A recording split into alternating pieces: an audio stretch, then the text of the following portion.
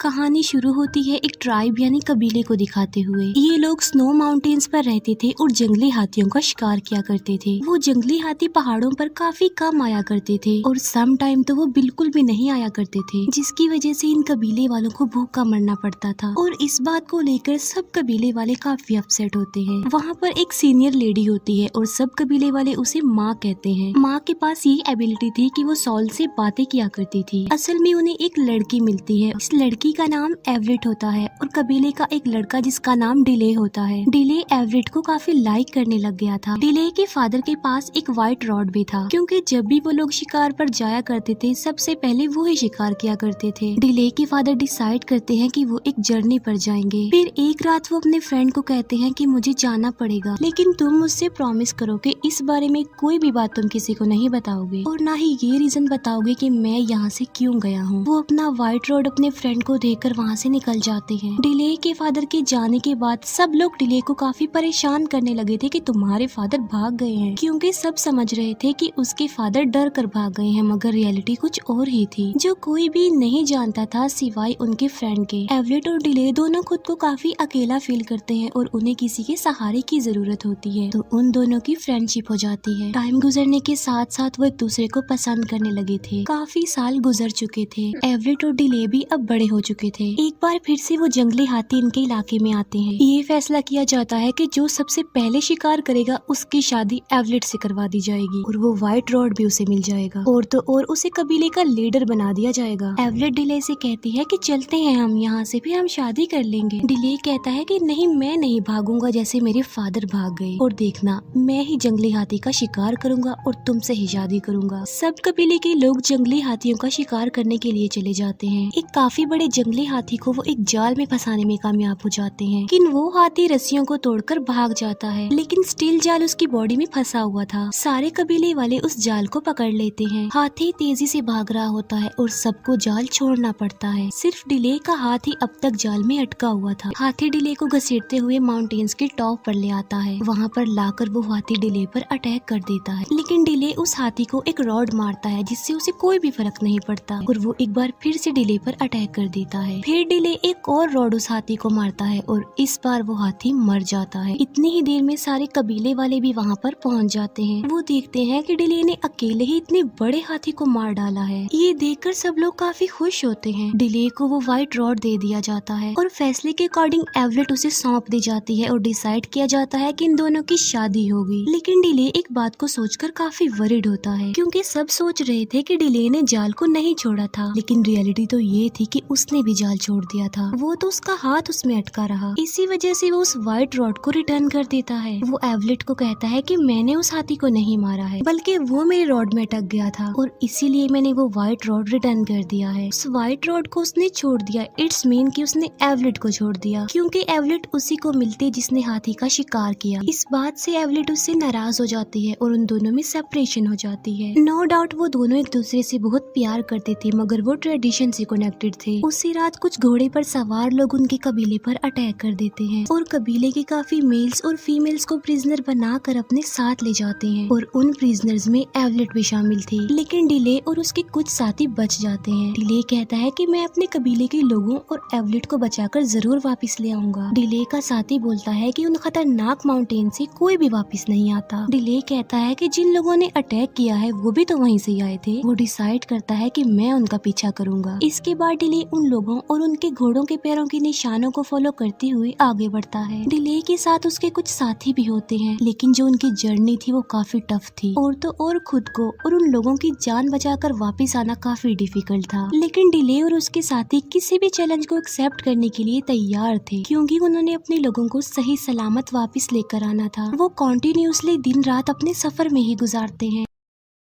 ये माउंटेन्स की दूसरी साइड पर पहुंच जाते हैं जहाँ से जमीन स्टार्ट हो जाती है। डिले और उसके साथी आगे बढ़ते हैं और वो एक जंगल में पहुंच जाते हैं, जहाँ उन्हें अपने कबीले के सभी लोग और एवलेट नजर आ जाते हैं, जिन्हें प्रिजनर बनाकर कहीं पर ले जाया जा रहा था। रात के टाइम डिले एवलेट और अपने कुछ साथियों को छुड़ा लेता है, लेकिन वो लोग जिन्होंने इन्हें प्रिजनर बनाया था वो इन्हें दोबारा से पकड़ लेते हैं। डिले के एक साथी को इंजर्ड भी कर देते हैं और वो लोग डिले के कबीले वालों को आगे लेकर बढ़ जाते हैं। डिले अपने इंजर्ड इंजर्ड साथी को खींचकर ले जा रहा होता है। थोड़ा आगे जाने के बाद इन्हें भूख लगने लग जाती है, इसीलिए डिले शिकार पर चला जाता है। लेकिन डिले एक डिज में फंस जाता है जहाँ पर पहले से ही बहुत सारे एनिमल्स फंसे हुए थे। वहाँ पर एक शेर भी फंसा होता है जो काफी बड़ा होता है और काफी खतरनाक होता है, और ये बातें करने वाला शेर था। वहाँ पर बारिश होने लगती है और शेर डूबने लगता है, लेकिन शेर के डूबकर मरने से पहले ही डिले उसे आजाद करवाने का फैसला कर लेता है। डिले उस शेर को कहता है कि मैं तुम्हें आजाद करवा दूंगा, लेकिन उसके लिए एक शर्त है, और वो ये कि तुम मुझे नहीं खाओगे। डिले उस शेर को आजाद कर देता है और बात के मुताबिक वो उसे बगैर खाए ही वहाँ से चला जाता है। डिले भी उस डिच से बाहर आ जाता है, अपने इंजर्ड साथी के पास आ जाता है। वो डिले को बताता है कि कल रात मैंने यहाँ पर चिल्लाने की आवाजें सुनी है, और ये दोनों उसी डायरेक्शन की तरफ चले जाते हैं जहाँ से चिल्लाने की आवाजें सुनी गई थी। वहाँ जाकर इन्हें पता चलता है कि उस गाँव पर कल रात किसी ने अटैक कर दिया था। जब ये लोग वहाँ पर जाते हैं तो वहाँ के कबीले के लोग इन्हें घेर लेते हैं। वो कबीले के लोग उन लोगों को बस मारने ही वाले होते हैं कि तभी वहाँ पर वो शेर आ जाता है जिसे डिले ने बचाया था। उस शेर को देखकर उस कबीले के सब लोग डर जाते हैं। वो शेर डिले की तरफ बढ़ता है। डिले उसे कहता है कि मैंने तुम्हें बचाया था, क्या तुमने मुझे नहीं पहचाना? वो शेर डिले को बगैर कोई नुकसान पहुँचाए वहाँ से चला जाता है। उस कबीले के लोग ये सब कुछ देखकर काफी हैरान रह जाते हैं। वो डिले और उसके लोगों को अपने साथ ले जाते हैं, उनकी मेहमान नवाजी करते हैं, उन्हें खाना खिलाते हैं। डिले उनसे पूछता है कि तुम हमारी लैंग्वेज कैसे जानते हो? जिस पर वो कहते हैं कि काफी अरसा पहले एक आदमी यहाँ पर आया था, और वो आदमी यहाँ पर कोई सेफ जगह देखने आया था, और उसी आदमी से ही हमने आप लोगों की लैंग्वेज सीखी। यहाँ पर हमें पता चलता है कि वो आदमी कोई और नहीं बल्कि डिले के फादर थे। डिले उन लोगों से पूछता है कि इस वक्त वो आदमी कहाँ पर है? वो बताते हैं कि उस आदमी को डीमन सॉल्स अपने साथ ले गई हैं, और हमारे भी कुछ लोग उसके साथ हैं, और वो एक ऐसी जगह है जहाँ से आज तक कोई भी वापस नहीं आया बचकर। लेकिन अब तुम ही हो जो हमें वहाँ पर ले जाओगे। डिले पूछता है कि सिर्फ मैं ही क्यों? वो कहता है कि हमारे प्रेडिक्शन के मुताबिक हमारे पास एक आदमी आएगा जो शेर से बातें करेगा। वो आदमी हमारे लोगों की जान बचाएगा। उस कबीले के लोग आसपास के सभी कबीले वालों को ये इन्फॉर्मेशन देते हैं कि शेर से बातें करने वाला आ गया है। डिले का एक साथी उसे बताता है कि मैं तुम्हें आज एक बात बताता हूँ, और वो ये कि तुम्हारे फादर किसी से डर के नहीं भागे थे। वो अपने कबीले के लोगों की जान बचाने के लिए सेफ जगह ढूंढने के लिए निकले थे, ताकि हमारे लोगों को भूखा न मरना पड़े। डिले उससे पूछता है कि तुमने मुझे ये बात पहले क्यों नहीं बताई? वो कहता है कि तुम्हारे फादर ने मुझे मना किया था कि ये बात किसी को भी नहीं पता लगनी चाहिए, क्योंकि अगर कबीले वालों को ये बात पता चल जाती तो वो सब की सब एक एक करके उस जगह को छोड़कर भागने लगते। इसीलिए उन्होंने मुझे ये कहा था कि मैं इस बात को सीक्रेट रखूं। फिर डिले के साथ वो कबीले के लोग भी माउंटेन्स की तरफ बढ़ते हैं। वो लोग रिवर तक पहुँच जाते हैं और बोट्स में बैठकर आगे बढ़ते हैं, लेकिन डिले और उसके लोग आगे नहीं जा सकते थे क्योंकि उनके पास बोट्स नहीं थी। इसीलिए वो डिसाइड करते हैं कि वो पैदल ही अपना सफर तय करेंगे। लेकिन पैदल सफर करना काफी मुश्किल था, क्योंकि वो एक काफी बड़ा डेजर्ट होता है जहाँ पर उन्होंने सफर करना था, और उन लोगों से पहले कोई भी उस डेजर्ट को पार नहीं कर पाया था। लेकिन डिले कहता है कि हम इस डेजर्ट को पार कर लेंगे, अपने लोगों को आजाद करवा कर ले आएंगे। इसीलिए ये लोग अपनी मंजिल के लिए आगे बढ़ जाते हैं। काफी दिनों सफर कर लेने के बाद फाइनली ये डेजर्ट की उस तरफ चले जाते हैं।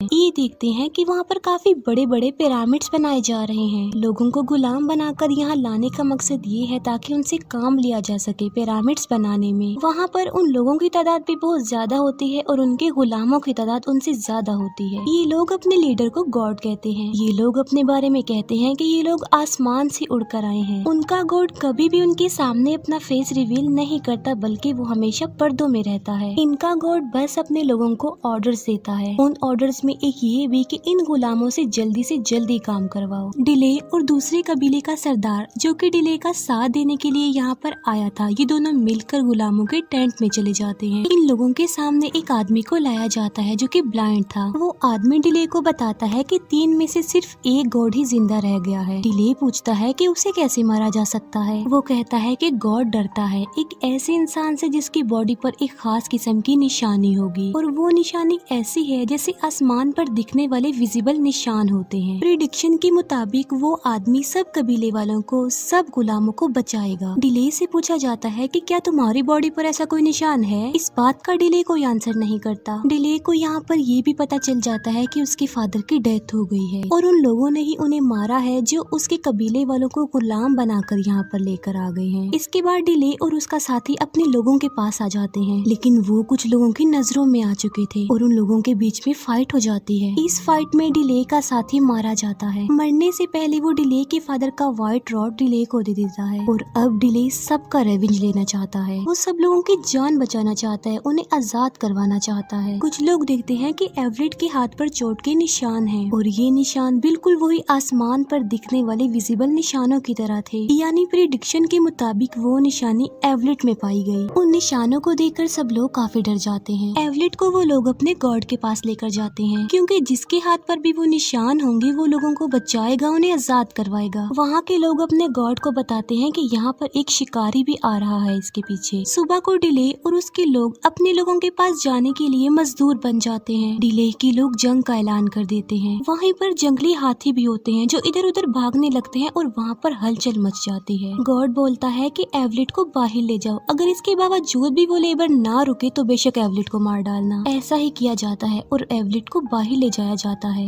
लेकिन डिले और उसके लोग एवलेट को देखकर रुक जाते हैं। तभी वहाँ पर गॉड आ जाता है उनका और सब लोग झुक जाते हैं। गॉड का एक आदमी सबको कहता है कि जो भी इस लड़की को यहाँ से लेकर जाना चाहता है वो इसे यहाँ से ले जाए हमेशा के लिए, और हम वादा करते हैं कि इस बार हम उसे नहीं रोकेंगे। डिले बोलता है कि मैं एवलेट को तो ले जाता हूँ, लेकिन मेरे बाकी साथियों का क्या होगा? गॉड बोलता है कि अब वो हमारे गुलाम है, अब वो हमारे लोग हैं। इसीलिए डिले उनकी ये बात मानने पर इनकार कर देता है। वो उस व्हाइट रॉड को गॉड की तरफ फेंकता है और व्हाइट रॉड गॉड के आर पार हो जाता है। डिले कहता है कि देखो तुम सब, वो भी हमारी तरह एक इंसान था, उसे भी तकलीफ होती थी और अब देखो वो मर गया है। और तभी दोनों कबीलों के बीच एक वॉर स्टार्ट हो जाती है और इस जंग में डिले के लोग जीत जाते हैं। लेकिन कबीले का वो आदमी जो उन लोगों को प्रिजनर बनाकर यहाँ पर लाया था, वो एवलेट को एक तीर मार डालता है जिससे एवलेट मर जाती है। बदले में डिले उस आदमी को भी मार डालता है जिसने एवलेट पर तीर मारा था। डिले अपने कबीले वालों को और बाकी सबको यहाँ पर बचाने आया था, लेकिन उसने इस दौरान अपने बहुत करीबी लोगों को खो दिया। माँ जो कि दूर से उन सबको देख रही होती है, उन्हें अपनी पावर्स दे रही होती है। यहाँ पर माँ अपनी जान की कुर्बानी देकर एवलेट की जान वापस ले आती है। एवलेट दोबारा से जिंदा हो जाती है। जाने से पहले दूसरे कबीले के वो लोग जिन्होंने इन्हें पनाह दी थी, वो डिले को कुछ बीज देते हैं। वो डिले को कहते हैं कि तुम्हारे फादर चाहते थे कि तुम इन बीजों को अपनी जगह पर लेकर जाओ और इन्हें वहाँ पर उगाओ। डिले बिल्कुल ऐसा ही करता है। वो अपनी जगह पर जाकर इन बीजों को उगा देता है और वहाँ पर पौधे लगने लगते हैं। अब के बाद इन्हें कभी भी भूख का सामना नहीं करना पड़ेगा और ना ही ये भूखे मरेंगे। और बस यहीं पर ये मूवी एंड हो जाती है। Thank you for watching.